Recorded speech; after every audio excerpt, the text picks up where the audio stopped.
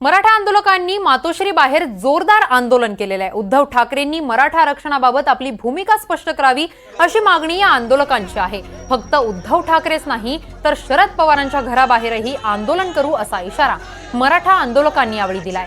मात्र हे आंदोलन म्हणजे फडणवीसांचीच आयडिया असल्याचा दावा अंबादास दानवेंनी केलेला आहे। तसेच रमेश कोरे हा भाजपचा माणूस असल्याचा दावाही दानवेंनी केलेला आहे।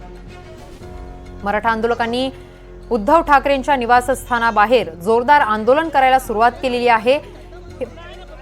उद्धव ठाकरेंनी मराठा आरक्षणाबाबत आपली भूमिका स्पष्ट करावी ही प्रमुख आंदोलकांची मागणी आहे। रमेश कोरे यांच्याशी बातचीत केलेली आहे आमच्या प्रतिनिधी जुई जाधव यांनी। आपण पाहूयात ते नेमकं काय म्हणाले आहेत। मराठा क्रांती ठोक मोर्चाचं आंदोलन आज मातोश्री म्हणजेच उद्धव बाळासाहेब ठाकरे यांच्या निवासस्थानाबाहेर होत आहे आणि जवाब दो असा नारा लगवण्यात आला आहे। माझ्यासोबत त्यातले समन्वयक आहेत, आपण त्यांच्याकडून जाणून घेऊया। काय सांगाल, जवाब दोचा नारा दिला आहे उद्धव ठाकरेंना, कशाचं उत्तर अपेक्षित करताय तुम्ही त्यांच्याकडून?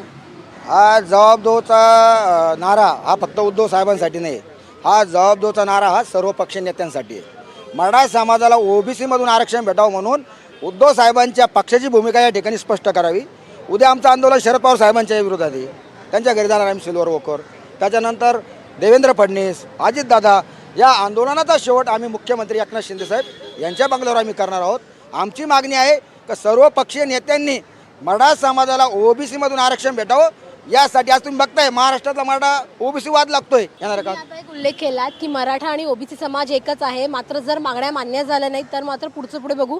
आव्हान देत आहे का की येत्या पुढच्या काळामध्ये जर आरक्षण मिळालं नाही ओबीसी कोट्यातून तर मराठा विरुद्ध ओबीसी असा एक जो लढा आहे तो महाराष्ट्रामध्ये दिसून येईल नागरिकांमध्ये? आपल्या माहिती सांगतो, ओबीसी आरक्षणाच्या विरोधात सगळ्यात मोठी याचिका माझी, पण मी आजपर्यंत काय विचार केला का महाराष्ट्रामध्ये ओबीसी आणि मराठा वाद होऊ नये म्हणून मी आज या ठिकाणी शांत होतो। माझ्या याचिकेला जनहित याचिका म्हणून हायकोर्टाने परवानगी दिलेली। नक्कीच येणाऱ्या काळामध्ये जर हाकेसारखे, छगन भुजबळ सारखे जर लोक जाणून बुजून जर आमच्या मराठा आरक्षणाला जर विरोध करत असतील तर नक्कीच येणाऱ्या काळामध्ये जे ओबीसी बांधवांचं जे आरक्षण जाणार आहे याला जबाबदार छगन भुजबळ आणि हाके राहणार आहे। मराठा आरक्षणाचा मुद्दा हा जेव्हा सुरू झाला होता त्यावेळेला केवळ मराठ्यांना आरक्षण मिळावं यासाठी हा मोर्चा सुरू झाला होता। आता थेट राजकारणाकडे येऊन पोहोचलेला आहे।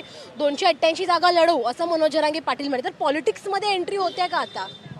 हे काय माहिती का, मनोज जरांगे पाटलांनी काहीतरी 29 तारखेला काहीतरी बैठक लावलेली आहे, ते बैठकीत निर्णय घेतील ते, बरं का। कसं आहे माहिती आहे का, जरांगे पाटलाला आमचा या ठिकाणी पाठिंबा आहे, जरांगे पाटलाला आमचा विरोध नाही आहे, जरांगे पाटलाला आमचा पाठिंबा आहे, पण या सर्व पक्षांनी नेत्यांनी त्यांच्या पक्षाची या ठिकाणी भूमिका स्पष्ट करावी ही आमची मागणी आहे। निश्चितच जर आपण पाहिलं तर मग मराठा ही जात नाहीये असं एक वक्तव्य रमेश खेरे यांनी केलेलं आहे। व्हिडिओ जर्नलिस्ट अरुण पेडणेकरसह जुई जाधव, NDTV मराठी, मुंबई।